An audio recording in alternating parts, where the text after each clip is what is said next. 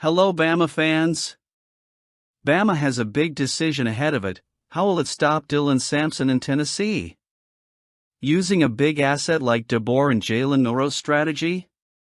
Let's take a look at that question. The Alabama Crimson Tide are about to face one of their toughest challenges of the season, and it's not just about the matchup against the Tennessee Volunteers, but finding a way to contain Dylan Sampson's explosive running game. With 15 touchdowns this season, the Volunteers' running back has been an unstoppable force on offense, and the Alabama defense will have to overcome its own struggles to prevent him from dominating Saturday's game. Alabama defensive line coach Freddie Roach recognizes the threat Sampson poses, highlighting his unique qualities. Sampson's balance, body control and explosiveness make him an exceptionally difficult runner to bring down. That puts enormous pressure on the Crimson Tide defense, which has allowed an average of 129.17 rushing yards per game so far. Roach knows it's not just about containing Sampson, but also about ensuring Alabama maintains a solid gap defense that prevents him from gaining extra yards after initial contact. The truth is that Alabama has shown weaknesses in its defense against the run game. Giving up 775 yards so far, they rank just 14th out of the 16 SEC teams, something that needs to change drastically if they want to stop Sampson. Hard work and defensive discipline will be crucial, as Sampson is a player who has the ability to hide behind a strong offensive line and make precise cuts to exploit any gap. As Alabama outside linebackers coach Christian Robinson pointed out, Sampson's shorter build gives him the advantage of being harder to spot and stop, requiring Alabama defenders to take a patient and skillful approach. Even with all the attention focused on stopping Sampson, Alabama can't afford to ignore the rest of the Volunteers' offense. Freshman quarterback Ncaa is also a significant threat, and the Vols continue to be capable of producing big plays through the air. This creates a strategic dilemma for the Crimson Tide, whether to sell out completely to stop Sampson or to maintain a balance that allows us to contain both the ground and the passing game. It's a fine line the Alabama defense will have to walk. As Robinson explained, we have to start from the inside out, force them to throw sideways, stretch the field and keep the plays in front of us. Alabama's game against Tennessee won't be decided solely by stopping Dylan Sampson, but by how the Crimson Tide balances its defensive approach. The ability to shut down the ground game without opening up the air attack will be key to success. Alabama has the talent to do so, but the execution needs to be impeccable. The Crimson Tide know that their defense, once the strength of the team, needs to find consistency to win this crucial SEC battle. What do you think? At the end of the video, I want to hear from you. What about Ryan Williams? He has been one of the standouts of Alabama's season, emerging as a key player in the offense even in his first year. With 6 receiving touchdowns and another rushing touchdown in the first 6 games, the young wide receiver has impressed not only with his numbers, but also with his maturity on the field. On 2 occasions, Williams surpassed the 100-yard receiving mark, showing his ability to be a reliable and explosive target for the Crimson Tide quarterback. Despite his early success, the last game against South Carolina brought a slight dip in his production, which naturally generates speculation about the dreaded freshman wall, a time when first-year players face physical and mental fatigue throughout a demanding college season. Against the Gamecocks, Williams had his first game without scoring a touchdown, catching 4 passes for just 32 yards. For an athlete who has been so prolific, this may seem like a sign that the pressure of the schedule is starting to take its toll. Alabama wide receivers coach Jamarcus Shepherd, however, isn't worried about Williams' dip in production. Instead, he praised the young receiver for his consistency and effort, saying Williams had one of his best games in terms of technique and discipline against South Carolina. What some may have seen as an underwhelming performance, Shepherd saw as a sign of progress in fundamental aspects of the game. Still, Shepherd acknowledges that at some point, it's common for rookies to hit a slump. At some point, you hit a wall as a rookie, he said, referring to the natural physical and mental exhaustion that many rookies face in their first full season. But Shepard was clear that Williams is still a long way from reaching that point, and that it's not up to him to predict if or when that will happen. For him, the most important thing is that Williams understands why he didn't have a standout performance against South Carolina, and that he's committed to working on the little things that can take his performance to the next level. In fact, these small details could be the key to keeping Williams from hitting the rookie wall. His coach noted that the youngster has only made 2 assignment errors all season, which is remarkable for any player, especially a rookie. More importantly, those errors did not compromise the flow of plays, showing that Williams has a deep understanding of the offensive scheme and the ability to quickly correct mistakes. The question that remains for Alabama fans is whether Ryan Williams can maintain his high level of production throughout the season. By all accounts, the answer lies in the meticulous work that Shepard and the coaching staff are putting into him. If Williams continues to hone his technique and focus on detail, he can not only avoid hitting the wall, but he can break through it with the same explosiveness that has made him stand out thus far.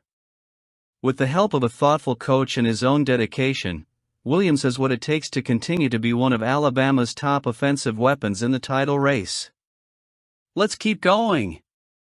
Speaking of Jalen Milroe, the Alabama quarterback is brimming with confidence ahead of Saturday's big matchup against the Tennessee Volunteers.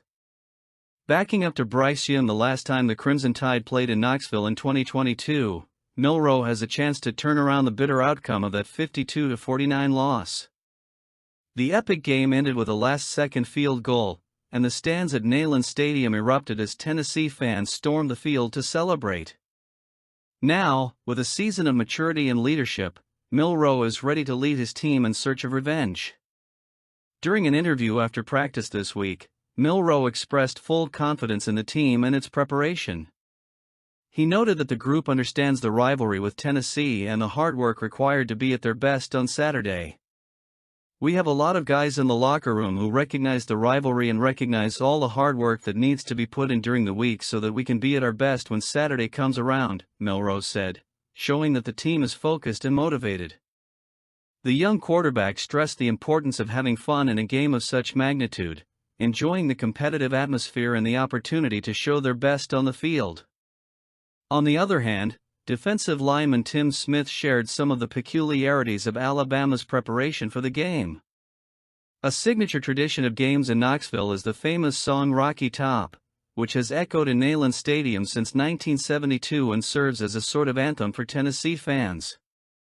However, Smith revealed that the familiar sound of the song has been a constant presence in Alabama's practice facility, used as motivation and also as a test of patience. "It's catchy. It's a little catchy. It's annoying, I'm not going to lie, they've been playing since 6 in the morning, Smith said, referring to the team's effort to put the players in an environment that simulates what they'll face on Saturday. Smith, however, is focused on the essentials. He expects a classic matchup between Alabama and Tennessee, filled with physical play and plenty of taunting on the field. To him, that kind of tension is a natural part of the game, but his strategy is clear: let his performance speak louder than any verbal taunting. "If you feel like you have to sit there and talk trash to get them off your back, that's you," Smith said. He believes the best way to combat trash talk is to stay focused on the game itself, not wasting time or energy on taunting. According to Smith, if someone is taking time to talk trash, it's a sign they're not working hard enough. With motivated players and a strong desire to make amends, Alabama is ready to face one of the most anticipated games of the season. Milroe, who has already experienced the frustration of a painful loss in Knoxville, now has the chance to rewrite that history as the leader of one of the most prestigious programs in college football. Let's wait and see how this game plays out, but we'll be rooting for Bama. What about basketball? Alabama men's basketball coach Nate Oates has led the program to new heights, but even with a historic number 2 ranking in the AP Top 25 for the preseason, he's keeping his feet on the ground. In a rare instance, Alabama basketball is ranked above the highly regarded Crimson Tide football team, which fell to number 7 after a loss to Vanderbilt but is already re-establishing itself. Despite the meteoric rise of basketball under Oates, he's the first to acknowledge that Alabama football's success is an unattainable bar, at least for now. During SEC Media Day, Oates made a point of highlighting the enduring greatness of the football program, praising the extraordinary level of consistency the team has demonstrated under Coach Saban. The level that the Alabama football program has been at for a long time, especially since Coach Saban took over, is ridiculous, Oates said, acknowledging the continued dominance of Saban's team over the past few decades. He also noted that Alabama football is a model of how to build a successful dynasty, with multiple top 5 finishes and an almost absurd frequency of number 1 finishes. While Alabama basketball is on the rise, Oates is not lost on the daunting challenge of matching the success of the football program. "We're just trying to get the basketball program to a championship level," Oates said, knowing that while his team is on an upward trajectory, there is still a long way to go to reach the level of greatness of Alabama football's 18 national championships.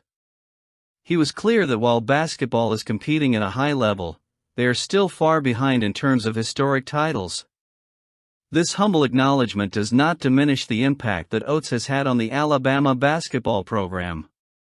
Last season, he led the team to its first Final Four appearance, a significant milestone for a program looking to cement its national prominence.